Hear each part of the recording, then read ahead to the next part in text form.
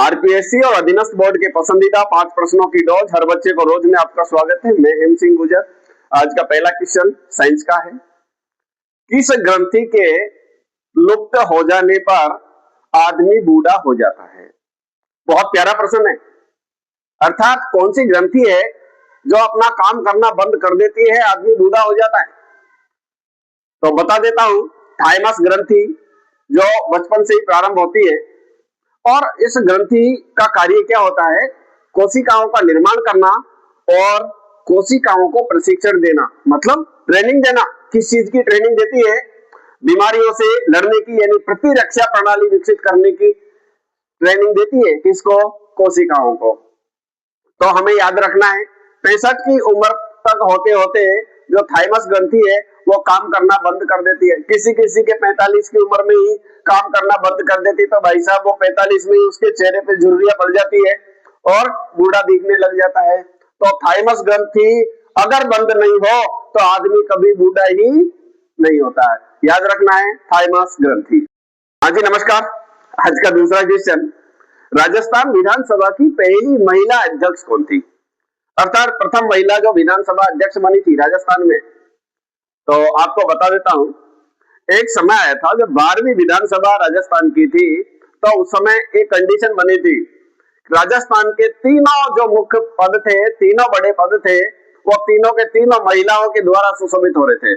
क्योंकि 2004 में प्रतिभा देवी सिंह पाटिल राजस्थान की राज्यपाल बनती है। राजस्थान की मुख्यमंत्री उस समय 2003 से 8 12वीं विधानसभा में वसुंधरा राजे थी और विधानसभा अध्यक्ष सुमित्रा सिंह, याद रखना, झुंझुनू से विधायक रही है, 9 बार विधायक रही है। 2003 में इन्होंने बीजेपी ज्वाइन की थी। तो सुमित्रा सिंह हमें याद रखना है, जो राजस्थान विधानसभा की पहली महिला विधानसभा अध्यक्ष रही थी। और आपको याद रखना है, देखिए, वसुंधरा राजे पहली महिला मुख्यमंत्री, प्रतिभा देवी सिंह पाटिल पहली महिला राजस्थान की राज्यपाल और सुमित्रा सिंह राजस्थान की पहली महिला विधानसभा अध्यक्ष, तीनों के तीनों पहली महिला है। एक क्वेश्चन आपसे पूछ लेता हूं, आपको कमेंट में बताना है कि 2009 में राजस्थान की पहली महिला मुख्य सचिव कौन बनी थी? आज का तीसरा क्वेश्चन, पश्चिमी राजस्थान में पवित्र उपवन को क्या कहा जाता है? क्या आया? उपवन शब्द आया। उपवन का मतलब क्या होता है? बाग या बगीचा, जो छोटा वन हो। पश्चिमी राजस्थान में पवित्र उपवन मतलब बगीचा कैसा है? पवित्र। उस पवित्र बगीचे को क्या कहा जाता है? तो जैसे ही मैं इसका आंसर बताऊंगा आप तुरंत समझ जाओगे। आपने सुना है क्या? ओरण भूमि, जो किसी देवी या देवता का वहां स्थान निर्धारित कर दिया जाता था। आसपास जो जंगल होता था वो पूरी की पूरी भूमि उस देवता के नाम से होती थी। उस भूमि को पवित्र भूमि कहा जाता था। वहां शिकार करना, पेड़ काटना सब अपराध माना जाता था। यहाँ तक कि अगर कोई व्यक्ति पेड़ काट देता है वहां से, तो उसको चांदी का ढाली या सोने की ढाली चढ़ानी पड़ती थी, बाकी देवता नाराज हो जाए, मतलब ऐसी परंपरा थी। तो पर्यावरण संरक्षण की जोरदार अगर परंपरा हमें देखने को मिलती है तो पश्चिमी राजस्थान में ओरण के रूप में मिलती है। पवित्र उपवन जिसे अपन कहा कहते हैं, उसे ओरण कहा जाता है। और एक निवेदन मैं आपसे करना चाहता हूं, मैं भी आपके लिए पवित्र ही कार्य कर रहा हूं, सामान्य ज्ञान के प्रश्न आपके लिए उपलब्ध करवा रहा हूं। देखिए, नाचने का वीडियो डालूंगा आपका 2 मिनट 5 मिनट व्यस्त होता है। लोग कॉमेडी वीडियो डालते हैं, नाचने का डालते हैं, क्या वो आपके जीवन में काम आएंगे? क्या ये सामान्य ज्ञान के प्रश्न है, आपके काम आएंगे, बच्चों के काम आएंगे। तो आपको अगर अच्छा लगे तो एक पवित्र काम आप भी कर दीजिए, इसे लाइक कर दो, सब्सक्राइब कर दो, मुझे मोटिवेशन मिलेगा।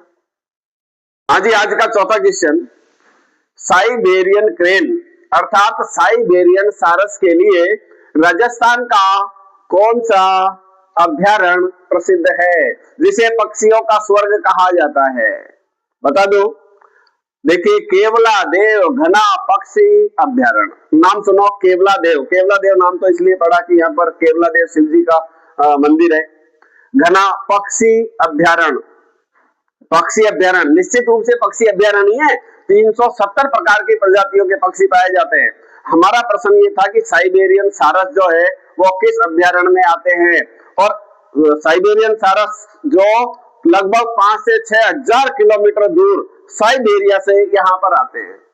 भाई साहब, 2 के जोड़े में आएंगे, और पूरा परिवार के साथ में जाते हैं, अर्थात वो प्रजनन के लिए आते हैं। सुरक्षित वातावरण भी यहाँ पे उनको मिलता है क्योंकि किसी भी प्रकार के जंगली या हिंसक जानवर इस अभ्यारण्य में नहीं है। दूसरा, यहाँ पर जो है पौधों की भी विभिन्न प्रकार की प्रजातियां पाई जाती है, इसलिए पक्षी और पौधों की प्रजातियां होने के कारण 1985 में इसी केवलादेव अभ्यारण्य को नेशनल धरोहर घोषित किया गया था। इसे यूनेस्को की विश्व धरोहर सूची में भी शामिल किया गया था। हाँ जी, आज का पांचवा और अंतिम क्वेश्चन राजस्थान ज्योग्राफी का है। बीकानेर के पलाना में किस खनिज के भंडार है? आज तक पढ़ते हुए आ रहे अपन। बीकानेर का पलाना लिग्नाइट कोयले के लिए। देखिए, थोड़ा सा मैं आपको बता देता हूँ। अगर बीकानेर के पलाना या फिर इधर जो है कोयला, लिग्नाइट कोयला नहीं मिलता तो निश्चित रूप से राजस्थान के लिए थोड़ी समस्या होती। बहुत सारा कोयला हम वहां से मंगवाते भी है, लेकिन काफी ज्यादा हमको सहयोग मिल रहा है इस लिग्नाइट कोयले से।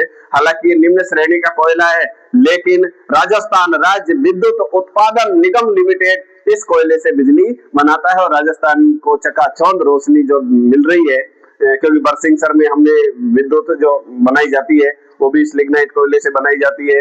इसके अलावा गंगानगर में भी बनाई जाती है। तो लिग्नाइट कोयला, पलाना, बीकानेर हमारे लिए वरदान साबित हो रहा है। धन्यवाद।